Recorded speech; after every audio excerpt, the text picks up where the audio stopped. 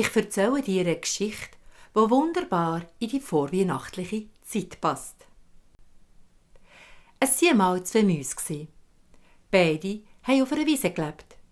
Die eine Maus war fleissig, die andere faul. Die fleissige Maus hat vom Morgen früh bis zum Abend spät ganzen Haufen Futter gesammelt, für einen Wintervorrat. Samen, Beeren, Wurzeln, Nüsse, die feinsten Sachen hat sie in ihre Höhle gebracht. Während sie am Sammeln war, hat sie immer wieder in den Himmel geschaut, um zu schauen, wo der Stand der Sonne ist. Oh, die Sonne steht hoch, dann ist Sommer. Aber nach dem Sommer kommt dann schon gleich der Herbst. Und hat weiter gesammelt. Die faule Maus ist spät aufgestanden, wenn die Sonne schon hoch am Himmel gestanden ist. Dann hat sie sich ein gemütliches Plätzchen gesucht und hat sich dort bequem gemacht. Heute hat sie sich unter einem Getreidefeld hingelegt, so dass sie das Essen gerade vor, oder besser gesagt, über der Nase hatte. Dort hat sie gepfiffen und den Schwalben zugeschaut, wie sie durch die Luft segeln, den Bienen, wie sie den Honig aus den Blüten saugen und den Sommervögeln, wie sie durch die Luft flattern. So war sie zufrieden, hat die feinen Düfte eingeatmet und die Vielfalt vom Sommer einfach genossen. Manchmal hat sie sogar ein Tänzchen gemacht vor Freude. In der gleichen Zeit hat die fleissige Maus Futter gesammelt. Jetzt will es der Zufall, dass sie gerade bei der faulen Maus vorbeigelaufen ist. Zügig ist sie unterwegs gewesen. «Hey, was hast du auch brisant?» rief die faule Maus der Fleissigen zu. «Ist der Sommer nicht einfach schön? All die Farben, die Düfte und die Wärme. Und ständig ist etwas los.» Die fleissige Maus macht einen Stopp, schaut die faule Maus mit strengem Blick an und sagt: «Lass mich in Ruhe, ich muss zu fressen sammeln für den Winter.»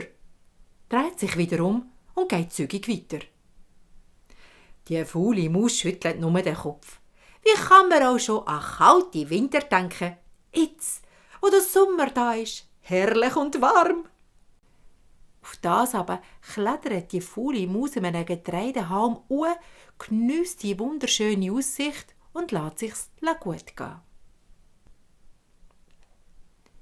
Die Zeit ist vergangen. Einmal, wo die fleissige Maus wieder zum Himmel schaut, um den Stand der Sonne zu kontrollieren, sieht sie, dass die Sonne nicht mehr so hoch steht. «Oh, jetzt ist schon Herbst, dann wird der Winter bald kommen.» Und sammelt fleissig weiter, mit noch weniger Pause. Tage werden kürzer und Nächte länger und kühler. Der Übergang vom Frühherbst zum Spätherbst hat stattgefunden. Ein kalter Wind bläst durch die Gegend. Die Herbststürme neigen zu und kündigen den Winter an. Jetzt hat auch die faule Maus angefangen Essen zu sammeln. Leider hat sie nicht mehr so viel gefunden. Da und dort etwa eine Nuss oder ein Beere, das runtergefallen ist. Es wird kälter und kälter. Die ersten Schneeflocken tanzen vom Himmel. Es geht nicht lang und die ganze Landschaft liegt unter einer weißen Schneedecke. Es ist Winter. Die fleissige Maus hockt in ihrer Höhle, vollgestopft mit den feinsten Vorräten.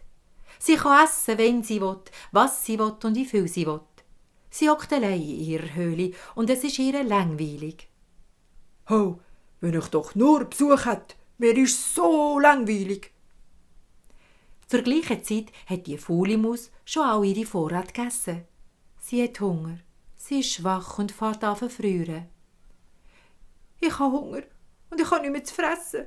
Wenn ich nicht bald etwas zu beißen habe, muss ich sterben.»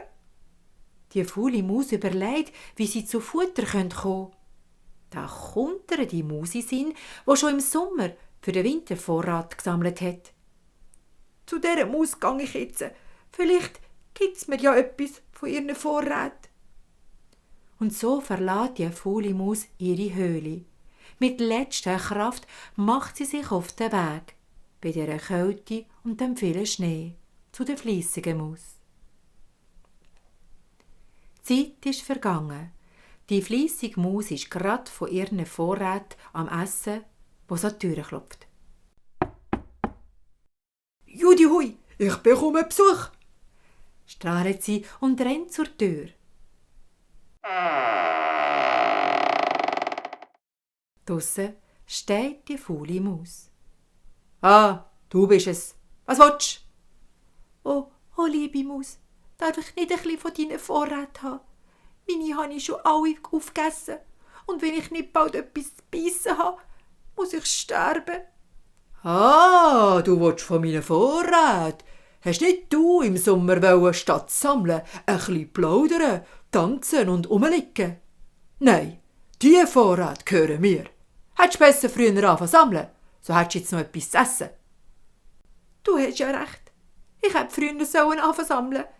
Weisst, wenn Sommer ist, so warm und hell, kann ich nicht schon an kalte, nasse Winter denken. Aber du hast schon recht. Mach, dass du vorkommst, sagt auch nur die fleissige Maus zur anderen und macht die Türe vor der Nase zu. Die faule Maus lässt ihren Kopf hängen und läuft traurig davon im kalten, nassen Schnee. Die fleissige Maus geht wieder zurück zu ihrem Platz.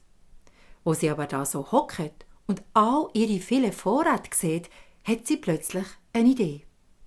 Sie steht auf und geht raus in die nasse, kalte Schneelandschaft.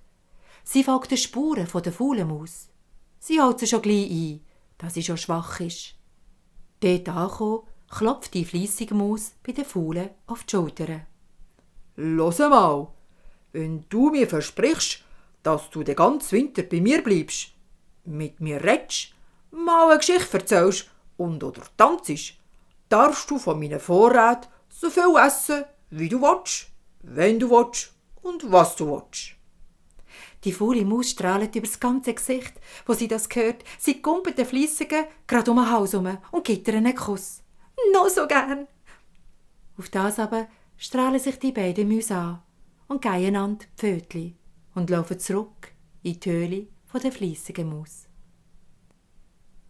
Ich sage dir, die beiden Mäuse haben noch nie so einen schönen, lustigen und kurzwilligen Winter erlebt. Sie sind ganz dicke Freunde geworden. Sie haben getanzt, gesungen und ganz viel geredet miteinander. Und ganz viel gegessen. Wenn sie wollen, was sie wollen und so viel wie sie wollen. Von dort weg waren sie nur noch zu zweit unterwegs gewesen. Im Sommer sind sie zusammen unter das Getreidefeld gesessen und haben den Sommer genossen. Rechtzeitig haben sie aber auch das Essen gesammelt, so dass sie im Winter genug Vorrat hatten. Und wenn die beiden Mäuse noch nicht gestorben sind, dann leben sie heute noch.